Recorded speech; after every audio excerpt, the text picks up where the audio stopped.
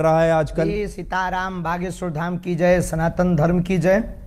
और I am not Baba, I am Dhirendra Krishna Shastri ji. तो मैं आपको धीरेन्द्र जी कह के बुला सकता हूं? बिल्कुल, धीरेन्द्र जी, शास्त्री जी, महाराज जी, इन संबोधन से, क्योंकि ना तो दाढ़ी मूंछ है ना हमने संन्यास लिया है जी। हाँ, नहीं वैसे लोग कहते हैं कि आप बहुत हैंडसम लगते हैं और आपकी उम्र भी सिर्फ 26 साल है। तो मैं शुरुआत यहीं से कर लेता हूं। आप सिर्फ 26 साल के हैं। 26 साल तो एक ऐसी उम्र होती है जिस समय युवा हमारे ये सोच रहे होते हैं कि कौन सा स्मार्टफोन लेना है और कौन सी मोटरसाइकिल खरीदनी है और कहाँ जाकर नौकरी करनी है। और आप 26 साल की उम्र में ही इतने बड़े स्वामी या बाबा कह लीजिए या गुरुदेव कह लीजिए, आपके बहुत सारे नाम हैं, आप यहाँ तक पहुँच गए। तो ये सब हुआ कैसे? हमारे बागेश्वर धाम की परंपरा में पीढ़ी दर पीढ़ी दरबार लग रहा। पूज्यपाद दादा गुरु जी भी लगाते थे और दादाजी के पहले भी एक संत थे, वो भी लगाते थे। तीसरी पीढ़ी में हम सेवा कर रहे हैं, तो बचपन से ही सनातन का जुनून है। तो सनातन की बात और सनातन की सेवा कर रहे हैं और अपने इष्ट और सनातन संस्कृति, साधु संतों की तपस्या का प्रचार कर रहे हैं। बस यही हमारी एक छोटी कहानी है। वाइट ही वाइट है, ब्लैक है ही नहीं कुछ। लेकिन लोग अब आपकी कहानी में लगातार ब्लैक ढूंढ रहे हैं। मैंने सुना आपने कहा कि मैं और कोई स्पष्टीकरण अब नहीं देना चाहता इसके बारे में। आपको लगातार जो चुनौतियां मिल रही हैं, लेकिन देश आपसे ये जानना चाहता है कि इसमें कितनी उसका आज हमने नेशनल चैनल के सामने लगभग 20 से 25 चैनलों के कैमरा लगे होंगे। 4 लाख लोग थे।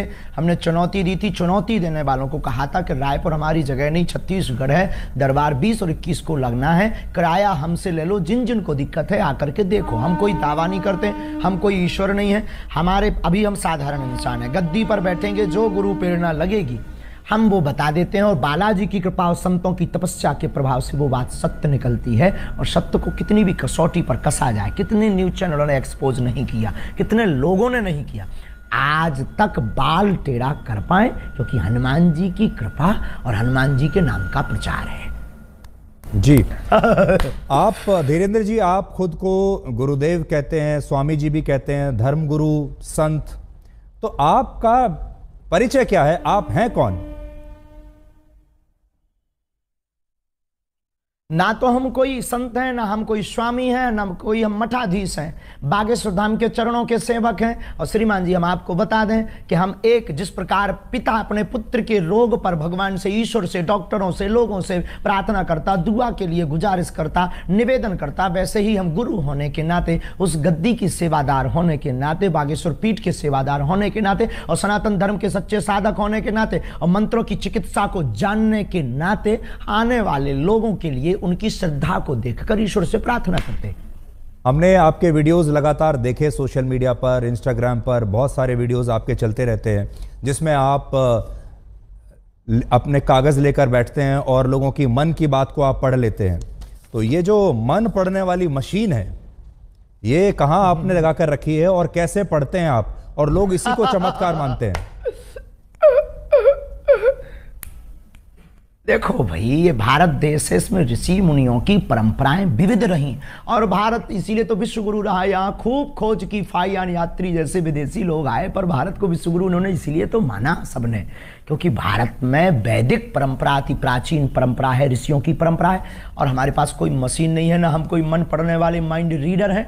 हम तो अपने इष्ट के सेवक हैं और अपने शास्त्रों के सच्चे साधक हैं। उनके आधार पर जो हमें गुरु जी ने प्रेरणा दी, जो हमें इष्ट प्रेरणा देते हैं, हम वो लिख देते हैं। सच निकले या झूठ, वो व्यक्ति की श्रद्धा और बालाजी की कृपा।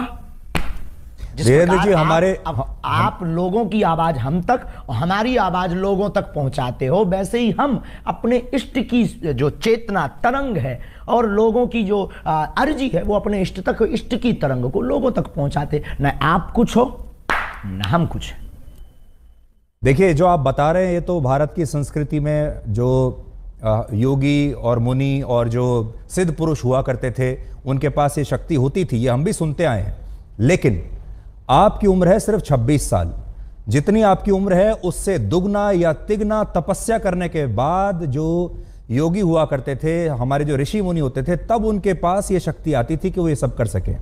आपकी उम्र ही को टोटल 26 साल है, तो आपके पास ये चमत्कार की जो शक्ति है इतनी जल्दी कैसे आई है?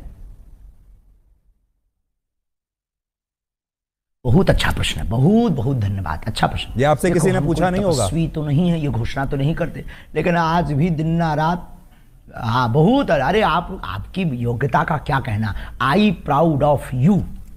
हमको आप पर बहुत गर्व है, आपकी लैंग्वेज से और आपके स्पष्ट प्रश्नों से।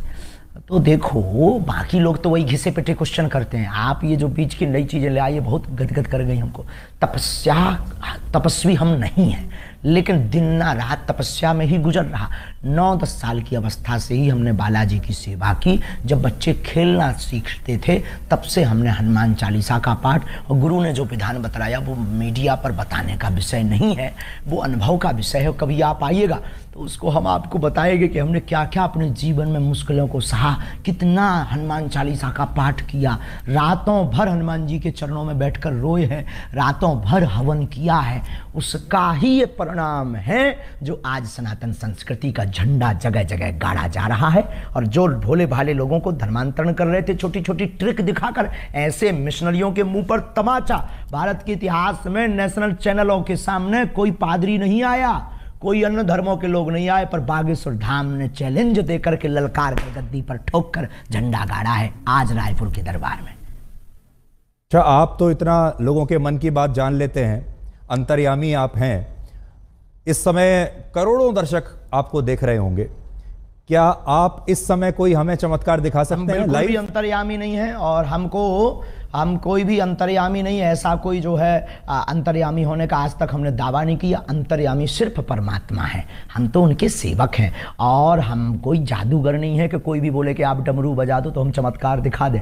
हम अपने इष्ट से प्रार्थना करने वाले एक याचक हैं, तो हमारे सामने तो जब वो आएगा उसकी श्रद्धा दिखेगी, हम प्रार्थना करेंगे, वो सनातनी बनेगा, हम प्रार्थना करेंगे, हमारे बालाजी उस पर कृपा कर देंगे। लॉजिक सीधा सा है, फंडा सीधा सा है। और जादूगर मैजिशियन थोड़ी है कि डमरू बजाए, हाँ भाई आ जाओ खेल देख लो। अब देखो, प्यासा कुआं के पास जाता है, कुआं प्यासे के पास नहीं जाता है। जी धीरेन्द्र जी, मैंने देखा आपके वीडियोस में, हम किसी को बुलाते भी नहीं है, बिल्कुल। अच्छा, तो ठीक आप ये बताइए, मान लीजिए अगर कोई और धर्म का व्यक्ति आपके पास आए, कोई इस्लाम को मानने वाला आए, कोई ईसाई धर्म को मानने वाला अगर आपके दरबार में आए और आपसे मदद मांगे, तो आप सिर्फ सनातनियों के लिए ही मदद करते हैं, या अगर कोई इस्लाम को मानने वाला भी आपके पास आ जाए तो आप उसके लिए भी आपके जो इष्ट देव हैं उनकी भी मदद करेंगे? बिल्कुल, मानव होने के नाते हमसे तो बहुत मुसलमान भाई भी जुड़े हैं, और बहुत क्रिश्चियन वाले लोग भी हमारे पास आते हैं, अन्य पंथों के लोग भी हमारे पास हजारों की तादाद में आते हैं। हम गिनती गिनवा देंगे कई दरबारों में। आप हमारे वो खोजिएगा, वो बताइए क्या बोलते हैं अपना नेट का, यूट्यूब खोजिएगा, यूट्यूब पर आपको लंबी लिस्ट मिलेगी, उसमें कहीं ना कहीं मुसलमान भाई का विचार उद्भाव और वो जो माइक पे बोलते हैं वो बाइट मिल जाएगी आपको, हम आपको भिजवा देंगे, आप अपनी टीवी पर दिखवा देना लोगों को।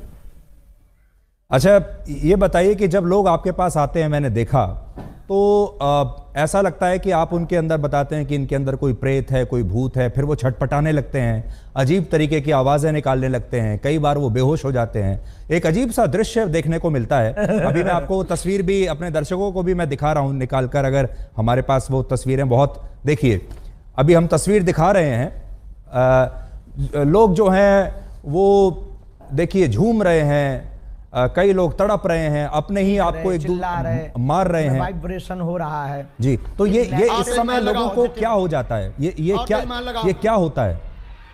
मारो इसे, लाल कर दो, मार नकारात्मक और सकारात्मक ऊर्जा की लड़ाई है। हम कुछ नहीं, हम पे तो कोई प्रेत चढ़ा नहीं है। लोगों के ऊपर जो नकारात्मक ऊर्जा आती है वो जैसे ही बागेश्वर बालाजी के सामने पहुंचती है, या हनुमान चालीसा की जो चौपाई है, भूत पिशाच निकट नहीं आवे, महावीर जब नाम सुनावे। तो अगर 500 साल पहले लिखा हुआ हनुमान चालीसा गलत है तो भूत प्रेत नहीं है। और अगर आप हनुमान चालीसा को गलत मानते हो तो फिर हमें आपसे बात करने की कोई ज़रूरत नहीं है। और अगर हनुमान चालीसा को मानते हो तो उसमें ये चौपाई भी है, ये चौपाई भी है तो ये बात सत्य भी है। अब कोई शक्कर को चीनी कहे, कोई शुगर कहे, कोई खाड़ कहे, कोई मिठाई कहे, शक्कर शक्कर है, नाम कुछ भी संबोधित कर दो तो कोई नेगेटिव एनर्जी, कोई पॉजिटिव एनर्जी बोल देता है। नकारात्मक ऊर्जा सकारात्मक ऊर्जा की लड़ाई ही ये हम देहाती लोग हैं तो प्रेत बाधा बोल देते हैं। नहीं, मैं भी हनुमान चालीसा का पाठ कर रहा हूं और वर्षों से कर रहा हूं, मुझे कंठस्थ भी है, पर आपके जैसी शक्ति अभी तक मेरे पास नहीं आई है कि मैं लोगों को कोई उनका निदान कर सकूं। लेकिन आपने एक चीज नोट की, आपको अब आपको भाग्येश्वर धाम आना चाहिए। मैं जरूर आऊंगा, मैं जरूर आऊंगा। ये मजाक में कह रहे हैं। लेकिन धीरेन्द्र जी, आपने एक चीज नोट की कि जिस तरह से लोग आपके यहाँ ये व्यवहार करते हैं, बिहेव करते हैं, जब ये जो क्रिश्चियन मिशनरीज हैं, ईसाई लोग जो हैं, जब ये अपने यहाँ कोई कन्वर्जन कैंप लगाते हैं लोगों के लिए, वहां पर भी हमने इसी तरह का व्यवहार लोगों को देखा है। वो भी ऐसे ही इसी तरीके से झूमने लगते हैं, कुछ उनका देखिए, वो भी मैं तस्वीर दिखा रहा हूं। तो ये बताइए कि ये करना पड़ा, पूरे देश में चर्चा है जी, पूरे देश में इसी बात की तो चर्चा है। ये मिशनरियां क्यों पीछे लग गई? क्योंकि इनकी दुकान बंद हो गई। ये झूठे भोले भाले लोगों को ट्रिक दिखा करके और छोटे मोटे उपाय करके हमारे गरीबों का शोषण करते हैं, उनको धर्म परिवर्तन करवा देते हैं और अपने धर्म को बढ़ाते हैं। हमने जो घर वापसी करवाई, धर्मांतरण रोका, और हमने जब इनको दिखाया कि अपने धर्म में भी ये ताकत है, मंत्रों में, जो तुम धर्म परिवर्तन कर रहे हो नक्कटा हरो, आ जाओ वापस, तो वो फिर हर्ष आ गए। अब उनको डर है कि ये आदमी हमारा सब मिशन फेल कर देगा, इसीलिए तो ये जो है हमारे खिलाफ षड्यंत्र स्वांग दुनियादारी। तब तो आपको ब्लैक एंड वाइट करना पड़ा है, उन्हीं लोगों के उपद्रव करने से पूरे देश में वो हो गया है जी। तो लेकिन ये भी ऐसे ही दिखाते हैं जैसे इंसान के अंदर कोई प्रेत, जैसे कोई इंसान के अंदर प्रेत आत्मा आ गई है, वहां पर भी हमें ऐसे ही देखने को मिल रहा है। तो क्या आपको ऐसा लगता है कि ये दोनों जगह कॉमन है, या प्रेत आत्मा जो आप निकालते हैं, भूत प्रेत, अंतर है? ये सिर्फ भी पादरी बागेश्वर धाम का सामना नहीं कर पाएगा जी। कल से आप लगातार टीवी चैनल्स पर इंटरव्यू दे रहे हैं, मैंने आपके बड़े इंटरव्यूज देखे। आपने सोचा था कि इतनी जल्दी, आपके जो भक्त हैं वो तो हैं ही, लेकिन अब देश में जो लोग आपको नहीं जानते वो भी अब आपको जान गए हैं। अचानक से आप पिछले 48-50 घंटे में बड़े मशहूर हो गए हैं। तो वो जो समिति है जो आपके पीछे पड़ी, उसका तो धन्यवाद देना चाहिए आपको। आंधी की भैया, उनको बहुत बहुत धन्यवाद है, क्योंकि हम भी अंधविश्वास के खिलाफ हैं। और देखो, ये आंधी के नाम है, बात में दम और शक्ति होनी चाहिए। अपने मीडिया को मैनेज करके कोई भी नाम फेमस करा सकता है, कर सकता है, पर अगर दम नहीं होगी, ताकत नहीं होगी, सच्चाई नहीं होगी, बोल्ड आउट हो जाएंगे। आज पूरे नेशनल मीडिया एक्सपोज करने आई थी, आपका चैनल भी तो आया था। आपका चैनल ने चूंकि उल्टा दिखाया है, क्योंकि पता नहीं आपके चैनल को क्या हुआ है। जो हमने ललकार कर चुनौती दी थी उसको पता ही नहीं, उसके पास भी नहीं भेजा और आप लोग भी नहीं आए। तो आप लोगों ने तो ये दिखाया कि सफाई देते देते आंखें भरी हैं। अरे सफाई देते हमारी आंखें भरेंगी, हम बब्बर शेर हैं, उनको हमने रुला दिया है झंडा गाड़ करके। तो कल हम फिर कहेंगे कि कल आकर के खुली आंखों से लोगों को देखना चाहिए। आप बिजी रहते हैं तो आपको नहीं बुलाएंगे।